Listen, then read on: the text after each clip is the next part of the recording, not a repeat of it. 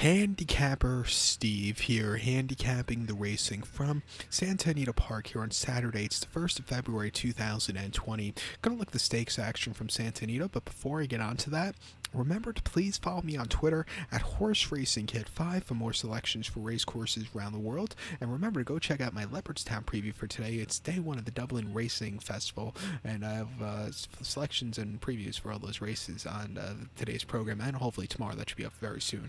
But let's get to the stakes action now from Santa Anita. We'll be looking at races 6, 7, and 8. Sixth race, road to the Kentucky Derby via Southern California, starts off with the sixth race. It is the Robert B. Lewis Stakes, Grade 3, purse $100,000, race for 3-year-olds here.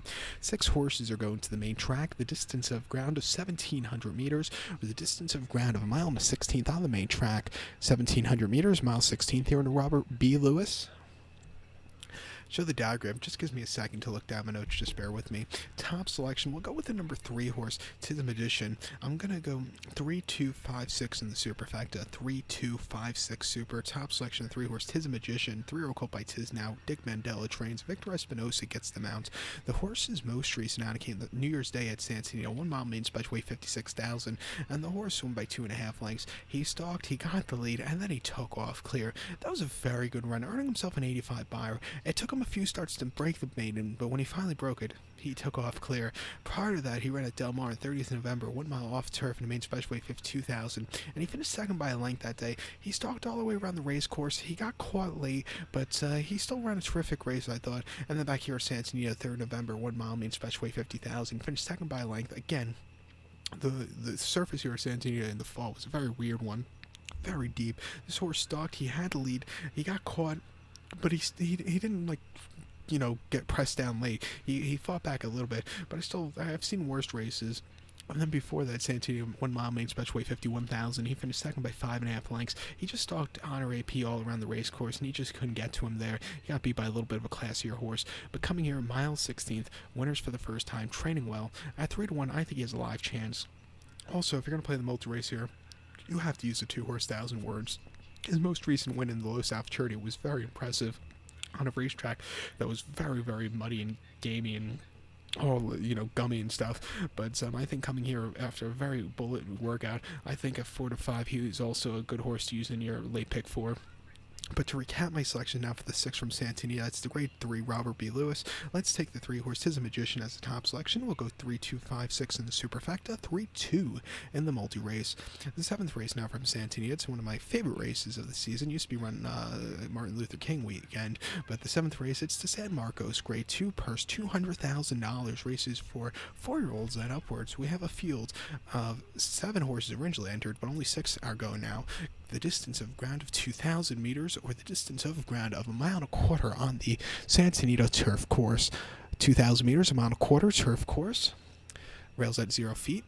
And we go to the hillside for this one when the rare hillside race is left. I say a lot of people think there's going to be no more hillside turf sprints. I have a feeling they'll come back, but they'll probably come back for the better horses first, and then they'll go down to the claiming horses. Years ago, I think I read somewhere the old Marshall turf course at Woodbine used to be only used for the really good horses, none of the claiming horses. I think that's what they're going to start probably doing with the hillside turf sprint. Use it for the good horses, and then maybe slowly get back to the claiming and crappier horses. But I don't think you've seen your last hillside turf sprint. I know that sounds controversial because everybody says it's done. It's not. I could see it come back in April, probably, tell you the truth. But the top selection here in the San Marcos, I'm going to go with the 3-horse multiplier. I'm going to go 3, 7, 5, 2 in the superfecta. 3752 super. Top selection 3-horse multiplier. The 6-year-old gelding by the Factor. Peter Miller trains this one. Umberto Rispoli gets the mount. Belmont used to train this one, and I backed him most recently when he was here in New York a month ago. 1 mile at Aqueduct and an optional lady claimer, and the horse finished 4th by 7 3/4 lengths there. It was his first start on dirt in quite a while, and he started early on, but then he just never got the good turn of foot. It wasn't his day to win first off the break. Second off the break, coming back to turf here today to a mile and a quarter trip, which I think he'll really love. I think he'll get a good run. Prior to the Aqueduct race, he ran the 26th September at Churchill, 1 mile and optional 80, and he finished 5th by 4 lengths there. And, he moved a little bit late, but it wasn't anything spectacular. And then before that, he ran at Kentucky Downs Mile 70 in the Old Friends on the lawn. He finished 6 by 6 and 3/4 lengths, and he really just never showed up. I think the Kentucky Downs layout wasn't to his liking there.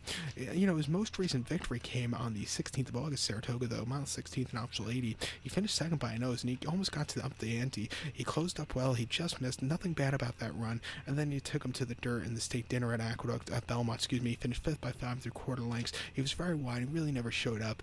He's run here in Southern California under the care of Peter Miller in late 2018, where actually his most recent Southern California race was the Del Mar Handicap in 2018, where he finished third. Before that, finished 5th in the Eddie Reed of 2018, where I thought he just had a little bit of a weird trip, and but he was closing up a little bit late. He's a horse back to the model quarter, back to Santa Anita, where he's 1-for-1 at 12-1. I'm going to give him a shot here.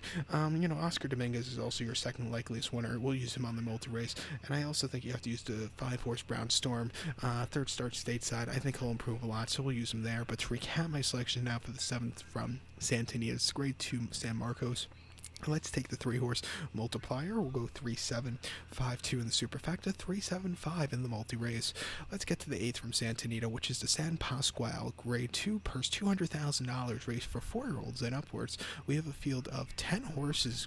Quite good that they got a field 10 horses going in the Santa Anita handicap prep race, going the distance of ground of 1,800 meters with a distance of ground of 1.125 on the main track. 1,800 meters, 1.125 main track. Years ago, also this weekend, wasn't the Strube Stakes run here? It's a shame they got rid of that race. Hopefully, if the things get better in Southern California, maybe they can return the Strube series. Wasn't it the it was the Malibu Strube, and the race between, wasn't it like the Santa Catalina or something like that? It wasn't that, or San Fernando, I think it was.